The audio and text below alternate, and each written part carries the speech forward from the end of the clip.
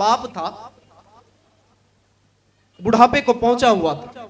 एक नौजवान बेटा था। उस नौजवान बेटे ने अपने बाप से कहा, अब्बू जान, आपने मुझे बड़ा किया, मुझे नौजवान किया, मेरी तालीम के लिए पैसा खर्च किया, पसीना बहाकर आपने पैसा कमाया। अब्बू आपने मेरे लिए इतना किया। अब्बू अब आप बुढ़ापे की दहलीज पर पहुंच चुके हैं, अब मैं आपकी देख रेख करूंगा। अब्बू मैं आपका फरमाबरदार हूं। जी हां, आपने मुझे जवान किया, मैं आपसे बहुत मोहब्बत करता हूं। अब्बू बताइए आपके लिए करूं क्या। बाप मुस्कुराया, बाप है ना, बाप मुस्कुराया और मुस्कुराकर बच्चे से कहा, बेटा ये जो पहाड़ है ना, चलो इस पहाड़ पर चढ़ते हैं और बैठकर बातें करते हैं। अपने अब्बू को कहा, अब्बू बूढ़े हैं आप पर कमजोरी लाहिक हो चुकी, आप कमजोर हो चुके, थोड़ा आप चलते हैं तो पैर में तकलीफ होती है। अब्बू इतना बड़ा पहाड़ है ना, अब्बू मैं आपको चढ़ाऊंगा नहीं ऊपर, आप चलते हैं तो आपके पैर में तकलीफ होती है, आप पहाड़ पर कैसे चढ़ेंगे। अब्बू मैं आपसे बहुत मोहब्बत करता हूं। बाप बच्चे ने कहा, अब्बू मैं आपको गोद में उठाकर लेकर जाता हूं। बाप मुस्कुराया। अब बच्चे ने अपने बाप को, बूढ़े बाप को गोद में उठाया और उठाकर पहाड़ की तरफ बढ़ा। जब उसकी चोटी पर पहुंचा ना, जब वहां पर जाकर ऊंचाई पर बैठे दोनों, तो एक बाप के हाथ में, उसी बाप के हाथ में एक छोटा सा गेंद था, बॉल जिसे कहते हैं ना, गेंद था। बाप उसको उछाल उछाल के खेल रहा था। अचानक से उसके बाप के हाथ से वो गेंद नीचे गिर जाती। तो अब बाप अपने बेटे से मुखातब होकर कहते, बेटा पहाड़ इतना ऊंचा है और बॉल गिर गया, जाने मत लाओ ना। अब्बू आप इससे खेल रहे हैं, आप खुश हो रहे हैं, आपने फेंका, क्या हुआ, अभी लेकर आता हूं। बच्चा दौड़ा, पहाड़ से नीचे उतरा, बॉल उठाया, फिर आया, कहा अब्बू खेलिए। अब फिर बाप उसे खेल रहा है, अब बाप ने फिर फेंक दिया। बेटे ने कहा, अब्बू रुक जाइए, अभी यहीं पर बैठी है, मैं आपसे बहुत मोहब्बत करता हूं, आप पर जान कुर्बान कर दूं, आपने मेरे लिए इतना इतना इतना सब कुछ किया। अब बच्चा फिर पहाड़ के नीचे आया, फिर गेंद उठाया, यहां तक कि 3 से 4 मरतबा यही कहता रहा, अब्बू बहुत मोहब्बत करता हूं, बहुत प्यार है, आपने बहुत कुछ मेरे के लिए किया, मैं क्या इतना नहीं कर सकता। अब जब 4थी 5वीं मरतबा किया ना, फिर बाप ने 6ठी मरतबा फिर गेंद नीचे फेंका।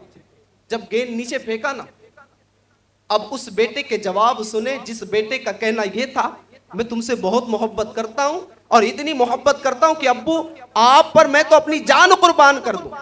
अब वो बेटे ने क्या कहा, अबे बाप क्या बुढ़ापे की वजह से सटिया गया है, मैं तेरा बेटा हूं, तू मेरा बाप है, तू देख रहा है कि ये पहाड़ इतना बुलंद है, मैं देख रहा हूं कि तुम गेंद 1 बार 2 बार 3 बार 4 बार 5 बार फेंके जा रहे हो, मैं भी तो इंसान हूं। अब बाप क्या किया, बाप मुस्कुराने लगा। बाप मुस्कुराने, बाप ने आस्तीन नहीं चढ़ाई, बाप मुस्कुराने लगा और मुस्कुरा कर कहा, बेटा ये जो गेंद है ना, ये गेंद अगरचे ये गेंद नहीं, दूसरा गेंद, कि इसी तरह का एक गेंद था जब तुम बचपन में छोटे थे ना, तो बेटा मैं तुमको खुश करने के लिए इसी पहाड़ी पर लेकर आता था, तुम मेरे गोद में होते थे और तुम इस गेंद से खेलते थे और खुश होते थे। और कहा, बेटा मैंने 6 बार फेंका ना, इसी पहाड़ से तुमने इस गेंद को 60 मरतबा फेंका था, मैं मुस्कुराकर उस गेंद को उठाता और तुम्हें लाकर देता, इस वजह से लाकर देता कि मेरा बच्चा रोए ना। प्यारे इस्लामी भाइयों, बाप अपने बच्चे से इतनी मोहब्बत कर रहा है। हाँ बाप, हम नौजवान है ना, हमारे वालिदैन ने हमारे लिए क्या नहीं किया, क्या कुछ नहीं किया, लेकिन हमारी तवज्जो इस जानिब नहीं होती। थोड़ा पैसा कमाने लग गए, अरे अब्बा घर में बैठो यार, काम पे जा रहे हो, ये बोलने का अंदाज है हमारा। ठीक है अब्बू आपको कुछ नहीं बोल रहे, लेकिन अब्बू के दिल से पूछे कि दिल पर क्या गुजर रही। और याद रखें, जैसी करनी वैसी भरनी। अगर आज हम अपने वालिदैन की नाफरमानी करेंगे ना, तो कल आपका बच्चा भी आपके साथ करेगा, कल आपका बच्चा भी आपके साथ करेगा।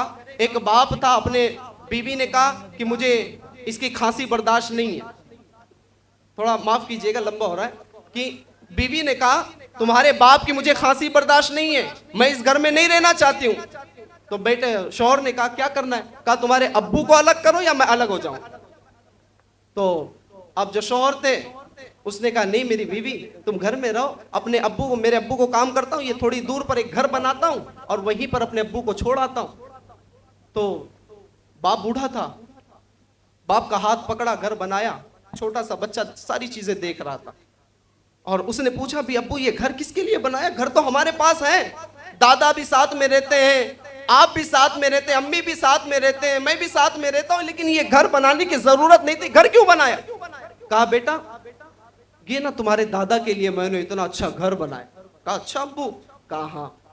अब उस बच्चे का हाथ, उस बेटे ने अपने बाप का हाथ पकड़ा, जो शौहर जो बीवी की सुन रहा था उसने अपने अब्बू का हाथ पकड़ा और वहां घर पे छोड़कर आया। कहा बेटा मुझे कहाँ छोड़कर? कहा अब्बू आप यहाँ पर सुकून से रहिए। बताया नहीं कि वजह क्या है। वजह क्या थी? बीवी बोल रही थी तुम्हारे अब्बू की खांसी बर्दाश्त नहीं, रात में मुझे नींद नहीं आती। हाँ सोचे तो सही, उस बाप पर क्या गुजर रही होगी। क्या बाप उस कमरे में जाकर यही सोच रहा होगा कि मैंने बेटा तुझे हाँ इसीलिए पैदा किया था कि जब मुझे तेरी हाजत पड़े तो तू मुझे तन्हा छोड़ दे।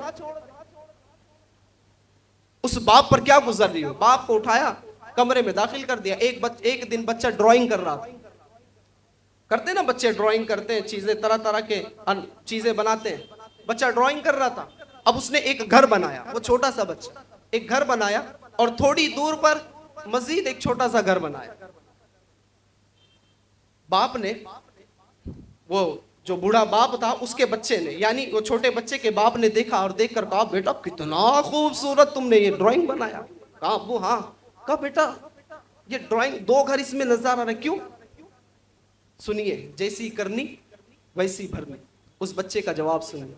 बच्चे ने कहा अब्बू मैंने आप ही से तो सीखा है कि जब बाप बूढ़ा हो जाता है तो उसके लिए दूसरा घर बनाया जाता है। तो अब्बू मैंने ये ड्राइंग इसलिए बनाया कि जब मैं बड़ा हो जाऊं तो मुझे याद रहे कि जब आप बूढ़े हो जाएं तो मैं अपने घर से आपको अलाइदगी के साथ एक अलग सा कमरा बना कर दूं और आप उसमें रहा कर। उसकी आंख खुली, ये मैं क्या कर रहा हूं? बच्चा ये कर। उसकी आंख खुली कि जैसी करनी वैसी भरनी। फिर उसने अपने बाप का हाथ पकड़ा, फिर से अपने घर पर लेकर आ गया। प्यारे इस्लामी भाइयों, अगर आज वालिदैन को सता रहे ना, याद रखिए कल आपके बच्चे भी आपके साथ इसी तरह करेंगे। अल्लाह करीम हमें वालिदैन का मुती व फरमाबरदार बनाए। अल्लाह पाक जिनके वालिदैन जिंदा नहीं हैं उनको गरीक़ रहमत फरमाए, जिनके वालिदैन जिंदा हैं अल्लाह पाक तमाम का साया आतिफत हम सब के सरों पर तादेर कायम व दायम फरमाए।